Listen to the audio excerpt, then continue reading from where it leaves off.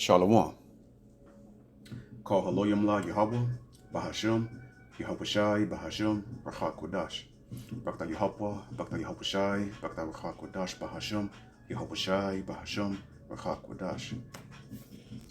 Shalom and double honors to the elder apostles of Great Millstone. Shalom to the elder bishops and the elders in the Akim and the Akwat of the hopeful elect. Shalom. Just want to go into a quick video entitled, They Can't Save Their Slave Driver, E. And who is the E? Esau Edom, the so-called white race. And who is the they? The ungodly two-third Israelites. As they always want to defend and jump to their master's defense, whenever you call out the wickedness of him, No other nation is defended like that. And that's another way that you can identify who the deceiver of the earth is. Because they've done a great job in pulling the wool over everyone's eyes and brain polluting them to have a loyalty to them. And it's called Stockholm Syndrome, when the slave or the person that was kidnapped and abducted begins to have a love and adoration for their captor. I think that's the proper word, right? Person that captured them. So it brought to my mind this precept, so we'll start right here. Isaiah 25:7. And he will destroy in this mountain. Mountain represents the nations, and depending on the context and when it's spoken. And he will destroy in this mountain the face of the covering cast over all people, and the veil that is spread over all nations. And that veil goes into Slakia. And that veil goes into deception. And he's like Decepticons, right? So he deceived the whole entire planet, pulled the wool over everyone's eyes to make them think that they're the good guy, and that the people that they conquered, like from the conquistadors conquering the Spanish conquering the Northern Kingdom, so-called Latinos and Native American Indians, and the Pilgrims, and the white race overcome, taking the so-called blacks into slavery, right? And the Caribbean island brothers, the so-called Jamaicans and Haitians, the Levites, making all of us seem like we're the bad guys. So that's that veil he put over everyone's eyes, making it seem like we're the bad guys, and that it was justified. Even though it's biblical prophecy, that still doesn't absolve him from his sins. So we'll go ahead and go to Proverbs 17:15. He that justifieth the wicked, and he that condemneth the just, even they both are abomination to the Lord Yahweh, Bahasham Yahweh Shai. So, and who's the wicked? The wicked of the earth is the Esau Edomites, the so-called white race. And who is the just? That's the goes into the just or the laws, statutes, and commandments of the Most High, and that's the righteous bloodline, the Israelites, so-called Blacks, Latinos, Native American Indians. And then on the lower level, on the micro level, that's the macro level. On the broad scope, right, the forest. But individual, the trees can be, any person that's doing that and being evil within, Israel and sinning, and anyone that defends any man that's doing wickedness. But then on the broad level, right, anyone that's defending another nation, like our people love to do, when you point it out, and then and so-called white people do it too. When we talk about the police brutality, what do they say? But what about black on black crime? But wait a minute, that doesn't absolve you. Everyone has to stand accountable for their own actions. You can't just say, oh, they did it, they doing this over there, so look at them, and ignore what we've done. That's just pure foolishness and hypocrisy. It's a very demented, twisted, backwards, and abominable way to look at life. So when you go to Job chapter 15 and 34, For the congregation of hypocrites shall be desolate. And so congregation going into, when you look at it as and as nations, on a macro level, on a broad scope, and then on a smaller scope, you have groups of people within nations that are wicked, within Israel. So they're going to be desolate as well when the judgment comes. But chiefly when you're talking about nations, the Edomites, so-called white race, they're going to be desolate. For the congregation of hypocrites shall be desolate, because everything they do is hypocritical. They tell us to forget about slavery, but then they'll never forget about 9/11, one isolated event, right? And fire shall consume the tabernacle of bribery. So, and what fire is that? The thermonuclear fire at the end. And that bribery goes into, trying to pay off, their sins and smooth people's spirit against it, right? Trying to soften their spirit against their wickedness. So like Ecclesiastes 7:7, let's go ahead and get it. Surely oppression maketh a wise man mad, and a gift destroyeth the heart. And that goes into briberies. Because there's this, I forget her name, but it's this, I think she played for LSU, a basketball player, a female. And she was like outspoken boldly about defending her people against, hate and everything, right? And then now they were trying to attack her and through the media at first, and she was fighting and standing boldly against it, right? And then now Esau, when he can't defeat them that way, and he see that their spirit is strong for their own, his chief tactic is to go ahead and shower them with gifts and then start trying to elevate them like there's something, trying to praise them and then give them gifts. And then that heart and that boldness that they had, they destroy their heart from that. So now everywhere she's been, the media always praise her now because they're trying to just quench that spirit through bribery, through giving her gifts and special recognition. And it's and an Israelite man, can see right through it, and it is very vexing. It pisses you off, but you just know the tactics, and we know the wiles of the devil. Wiles going into the tricks. He's a hypocrite because at first he was trying to slander her, then now all of a sudden, why you change your tune? It's because she'll spark other young sisters that look up to her to have that same spirit. So he's trying to quench that. And that's just a coward and a low-life scumbag that Esau is, the so-called white man. So going to Job 27 and verse 8. For what is the hope of the hypocrite? Though he gained what? America, the Western Hemisphere, and the whole earth. The whore that sitteth upon many waters. He runs the entire planet right now. Earth is given into the hand of the wicked. Though he hath gained, when Yahweh taketh away his soul. So verse 9, will Yahweh hear his cry when trouble cometh upon him? So no, we already know the answer to that. That's a no, because he's gotten riches, ill-gotten. We can get that.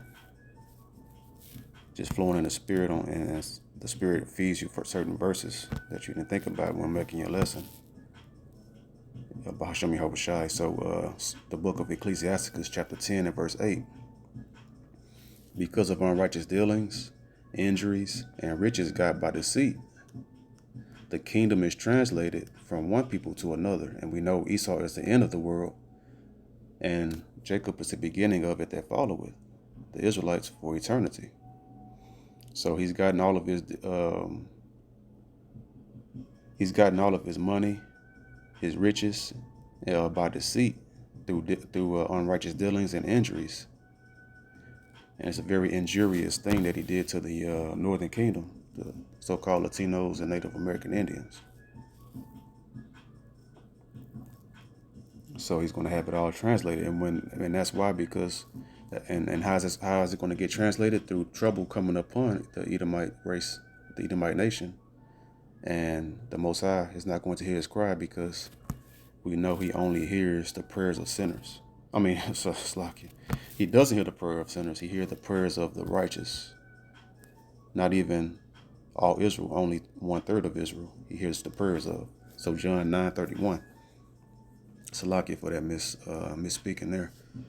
Verse 31. Now we know that Yahweh, Bahashem, Yahweh Shai heareth not sinners.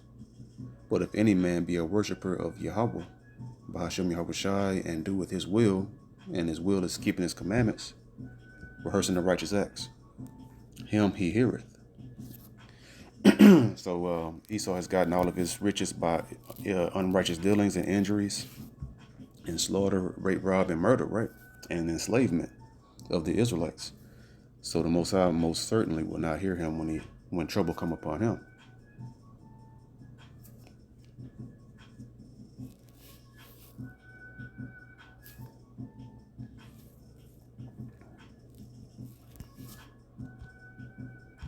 Let me try to find a precept real quick.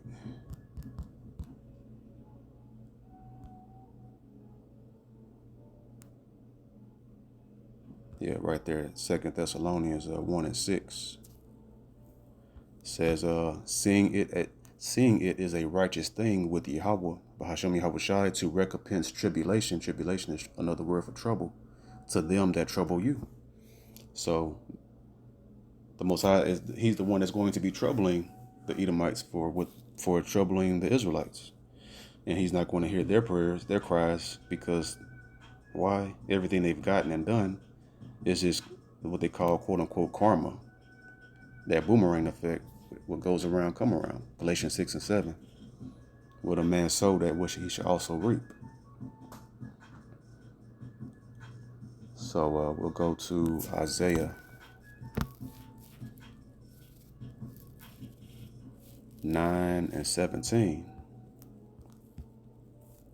Therefore the Lord Yahweh Bahashem Yahweh Shai shall have no joy in their young men, neither shall have mercy on their fatherless and widows. Because it's going to the end times, because in these wars it's going to be a lot of women that become widows, and a lot of children that's going to become fatherless. For everyone is an hypocrite and an evildoer, because this is over here in Babylon the Great. All these Babylonians, so-called, white race, they're all hypocrites and they're evildoers. They're the children of evildoers, and they've inherited the wickedness from their forefathers. The bill that's been open, the tab that's been open, and it just continuously build up. When you go to a bar, right, and you open up the tab, or you go to a club and open up a tab at the bar, right, and they've just it's at night, and that's the night is over. The night is America, because there's nothing but wickedness here, and they've just been building up that tab, and they haven't closed it off. It's just continuously piling up. For everyone is an hypocrite and an evildoer, and every mouth speaketh folly. Folly goes into foolishness, because this place it highly esteems foolishness, the most degenerate things that come from that people can think of and do and say, and be wise in doing lame, wicked things. Those are the most popular people. The YouTubers. Had these YouTube channels and TikTok channels, social media accounts, just be pure folly, and they're all the most popular people and successful people in this place. And every mouth speaketh folly, and then everyone else follow those same trends and slang, and the trendy ways of society is all folly and foolishness. For all this, his anger is not turned away, but his hand is stretched out still. So they can try to explain it away all day and deflect it, right? Their accountability. But the Most High hand is stretched out still, and he's going to shake this place up. And the ultimate shaking is going to be those thermonuclear missiles hitting. That's going to shake the earth and make the earth reel to and fro like a drunkard.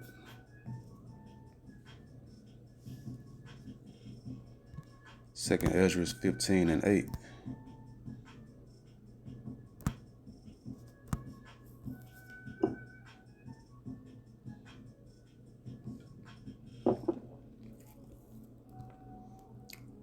verse 8, I will hold my tongue no more as touching their wickedness. That's because the Most High allowed them to come out of the caves for a short season, for a little space, continue a little space, and deceive the nations and be wicked. Because the punishment, the last punishment and last captivity of the Israelites had to occur over here in Babylon the Great. But now the Most High, he has a cutoff period of that. And this is what's going into right here. In the last days, I will hold my tongue no more as touching their wickedness, which they profanely commit. Neither will I suffer them in those things, in which they wickedly exercise themselves. Behold, the innocent and righteous blood crieth unto me, and the souls of the just complain continually. So the righteous bloodline, modern day Abel and Cain, Cain is the grandfather of the Edomites, so-called white race, and Abel is like grandfather, forefather of that's that righteous bloodline, all the way down, from Abel down to Noah, to Seth, and then to Abraham, Isaac, and Jacob. And so, in that blood, because how is the blood crying? Because Esau spilled the blood of the Native American Indians and the so-called Latinos, which are the Northern Kingdom, and then also the Southern Kingdom, so-called blacks. And then also, so-called Jamaicans, all of the Caribbean islands over there, and the so-called Haitians, who are the Levites. The tribe of Benjamin is the Caribbean islands, and the so-called Jamaicans and them over in that region right there. So they've slaughtered us, the Edomites, and so-called white race. Our blood is still soaked in the land, and it hasn't been recompensed yet, and hasn't been cleansed. And that's how the blood is crying unto the Most High, because it hasn't been justified yet. Justice has not been served yet. But your enemy will tell you to forget about slavery, right? But they never forgot about OJ, one man. They won't ever let that go. That's a trigger for them to go to rage, right? The heathen rage. But yet, 100% undoubtedly, for sure, criminal slavery and murder and robbery and rape of us, they say forget about it. That's a very abominable, profane thing, and hypocritical. So Numbers 35 and 33, that blood that cried continually, and it has to be cleansed. It has not been cleansed yet. Numbers 35 and 33. So ye shall not pollute the land wherein ye are. So the white man, he's polluted this land thoroughly, and the entire earth, by shedding blood of all nations, but chiefly the apple of the Most High's eye, the chosen nation that he chose, the Israelites. For blood it defileth the land. So Esau has defiled every tectonic plate on the planet with Israelite blood and heathen blood, but the Most High only cares about the Israelites, and chiefly the elect. For blood it defileth the land, and the land cannot be cleansed of the blood that is shed therein, but by the blood of him that shed it. So you have to sincerely think about that and ask yourself, has the so-called white race paid for the blood that they've shed? No, they haven't. So that's coming. Thus saith the Lord, not me.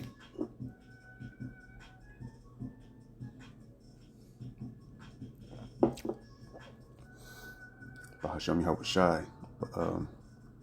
Reading on, going to Exodus 21 and 16.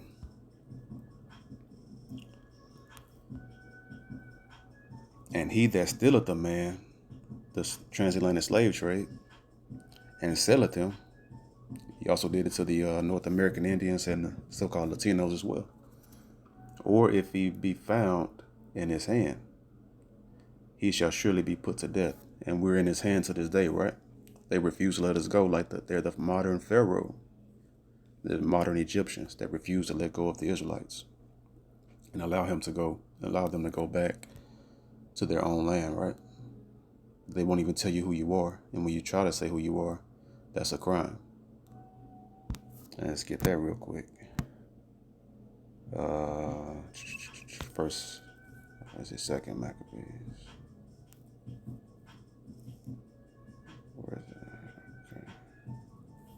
I think it's second Maccabees 6, verse 6. Neither was it lawful for a man to keep Sabbath days or ancient feasts, or to profess himself at all to be a Jew. So we can't call ourselves a Jew anymore. Nothing new under the sun, because when the Greeks, this is during the Greek Empire, when the Greeks came into power under Alexander the so-called Great, they began Hellenizing the Jews, and that's why you have to understand history. In the New Testament, and I think it's Galatians 3:28, where it says there is neither Jew nor Greek. That's because that was the end result of this right here. Us not the Greeks, the Edomites were were Hellenizing, aka what you would call Americanizing today, as our people call themselves by different names other than Jew. So that was the beginning process of us losing our identity on those that were scattered out of Jerusalem when of the southern kingdom. When the Greeks came into power, we began becoming Hellenized, and then the New Testament was a few hundred years later, when a lot of our Jew brothers that were living as Gentile heathen, they were calling themselves by those different names over there: Corinthians and Galatians, Ephesians. So that's why Paul wrote those letters, and he was saying he was the apostle to the lost heathen. He was to the lost Gentile Jews, and so he was like, there's neither Jew nor Greek, because there's no difference. It's just that they have lost who they were. They lost their way and were lost sheep, as the Messiah said. He's only sent into the house of the lost sheep. It's like he's only sent to the lost sheep of Israel. I'm roughly paraphrasing, but so it's just a lot of wickedness from the Edomites have always been attacking us and trying to get us to lose our identity and to absorb us in his Babylonian philosophies.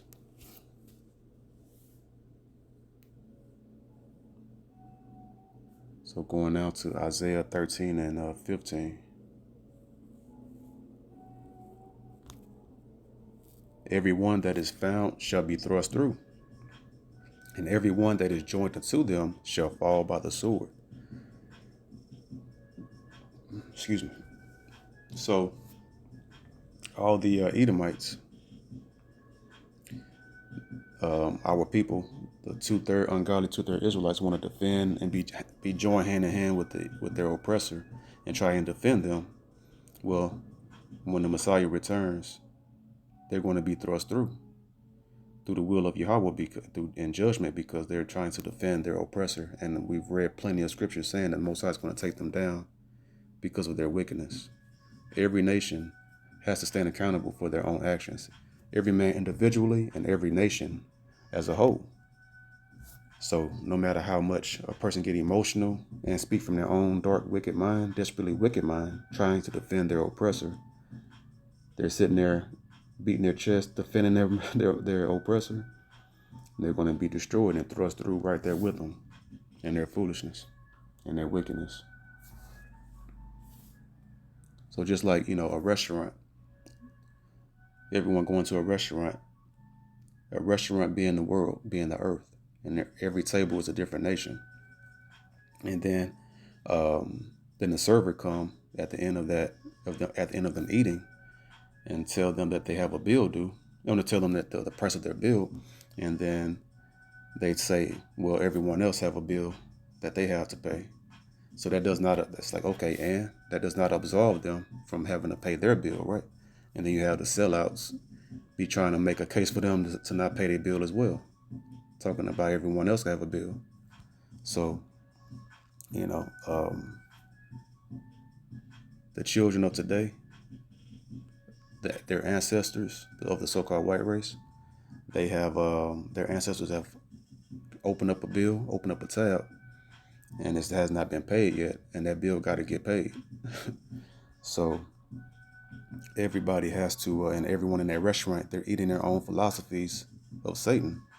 And there's one table, a small table, of an elect group of men that's eating a proper diet there until the Most High come and redeem them. And so when you go to 2 Peter 3:14, wherefore, beloved, that's a key word right there. The Most High doesn't love everybody, as in Romans 9:13. Jacob have I loved, Esau have I hated. So, wherefore, beloved, that's the elect of Israel, and ultimately all Israel, but the elect in the last days. Beloved, seeing that ye look for such things, be diligent that ye may be found of him in peace, without spot and blameless. So be diligent in having the faith in Yahweh and Yahweh Shai and keeping the commandments. So Philippians um, 2:15. That you may be blameless and harmless, the sons of Yahweh. Those are the Israelites. There's no other nation that can have that title other than the Israelites. Without rebuke, in the midst of a crooked and perverse nation, and that's over here in Babylon the Great. That's where we're at now, and throughout the four corners of the earth. Among whom ye shine as lights in the world, because nothing but darkness, and the hopeful elect, or shining as lights brighter and brighter to that perfect day of the return of Yahweh Shah. So I just want to go into a quick video on that. They can't save their slave driver E, and every man must stand accountable for their actions. So with that being said, this video is edifying. The water to the Rachak will dash for another video. Bahasham Yahweh Shai. Till next video, I say, Shalom.